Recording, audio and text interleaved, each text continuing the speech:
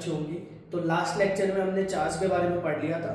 आज हम पढ़ेंगे प्रॉपर्टीज ऑफ चार्ज, यानी चार्ज की क्या क्या प्रॉपर्टीज है। तो फर्स्ट प्रॉपर्टी है इसकी additivity of charge. Additivity of charge का मतलब होता है कि मान लीजिए कोई एक आपके पास सिस्टम है, उस सिस्टम का टोटल चार्ज कितना होगा। तो टोटल चार्ज आप फाइंड आउट कैसे करोगे कि उसके अंदर इंडिविजुअल कौन कौन से चार्जेस हैं, यानी उन सभी इंडिविजुअल चार्जेस का सम इक्वल होगा कंप्लीट आपके पास जो सिस्टम है उसके चार्ज के। तो कहने का मतलब मान लीजिए आपके पास ये कोई सिस्टम है, इस सिस्टम में इंडिविजुअल चार्जेस हैं आपके पास Q1, Q2, Q3 और कहाँ तक Qn तक। तो इस पूरे टोटल सिस्टम का जो चार्ज होगा वो क्या होगा, एल्जेब्रिक सम होगा, ठीक है।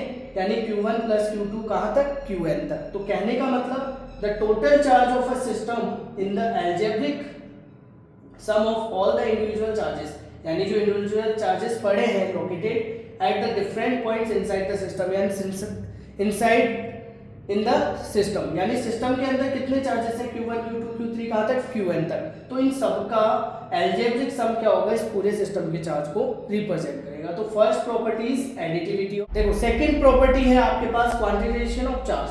The total charge of Q of a body is always an integral multiple of a basic quantum of charge, यानी जो बेसिक क्वांटम ऑफ चार्ज है E, उसका क्या होगा, इंटीग्रल मल्टीपल होगा। यहाँ पे जो n क्या है आपके पास, क्या हो सकता है, 1 हो सकता है, 2 हो सकता है, 3 हो सकता है, यानी आगे तक चला जाता। कभी भी चार्ज इस फॉर्म में नहीं होगा, यानी एक फ्रैक्शनल फॉर्म में नहीं होगा चार्ज, या ऐसे नहीं होगा या ऐसे नहीं होगा, यानी एक फ्रैक्शनल नंबर जो होता है उस फॉर्म में नहीं होगा चार्ज। चार्ज किस फॉर्म में होगा, या तो होगा 1 या होगा 2 या होगा 3, ठीक है। यानी E का क्या होना चाहिए आपके पास, यानी जो बेसिक क्वांटम चार्ज है E, इसका क्या होना चाहिए, इंटीग्रल मल्टीपल होना चाहिए। क्लियर। अब देखेंगे आप कि थर्ड प्रॉपर्टी क्या है, conservation of charge. Conservation of charge क्या बोलता है बेटा कि the total charge of an isolated system, यानी कोई भी आइसोलेटेड सिस्टम है उसका जो कंप्लीट चार्ज है यानी टोटल चार्ज है वो क्या रहेगा, हमेशा कांस्टेंट रहेगा। या अदर डेफिनेशन आप देना चाहो कि charge can neither be created nor be destroyed, यानी चार्ज को ना तो आप क्रिएट कर सकते हो ना ही डिस्ट्रॉय कर सकते हो, बट एक बॉडी से दूसरी बॉडी में क्या कर सकते हो, आप इजीली ट्रांसफर कर सकते हो। तो इसका एग्जांपल क्या लेंगे, जैसे Na ले लिया आपने, ठीक है। Na के ऊपर कितना चार्ज, पॉजिटिव चार्ज, Cl के ऊपर कौन सा चार्ज, नेगेटिव चार्ज। तो यहाँ पे देखो चार्ज कितना टोटल हो गया, 0, पॉजिटिव माइनस, यानी एक पॉजिटिव हो गया एक नेगेटिव हो गया, तो टोटल कितना, 0। यहाँ पे चार्ज कितना है, 0 है।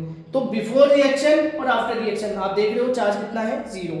यहाँ देख लीजिए, यहाँ पे यूरेनियम के ऊपर चार्ज कितना है, 92, ठीक है।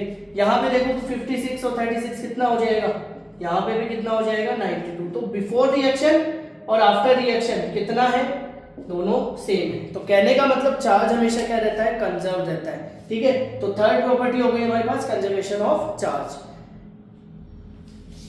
अब देखोगे बेटा फोर्थ प्रॉपर्टी, तो फोर्थ प्रॉपर्टी है invariance of charge. Invariance of charge का मतलब होता है कि अगर चार्ज मान लीजिए रेस्ट कंडीशन पे चार्ज है Q, तो मोशन की कंडीशन पे भी चार्ज कितना रहेगा, इक्वल रहेगा। यानी कहने का मतलब अगर कोई बॉडी रेस्ट कंडीशन में है, उसके ऊपर मान लीजिए 5 कूलम चार्ज है, तो अगर वो मोशन कर रही है तो भी उसके ऊपर चार्ज कितना रहेगा, 5 कूलम चार्ज है। तो कहने का मतलब जो चार्ज है वो डिपेंड नहीं होता किसके ऊपर, स्पीड के ऊपर, यानी रेस्ट कंडीशन पे जो चार्ज रहेगा वही चार्ज किस पे रहेगा, मोशन के ऊपर रहेगा। तो ये हो गई हमारे पास प्रॉपर्टीज ऑफ चार्ज की बात। अब नेक्स्ट लेक्चर में हम बात करेंगे कूलम्ब्स लॉ की, ठीक है। तो आज के लिए इतना ही, टेक केयर, बाय बाय।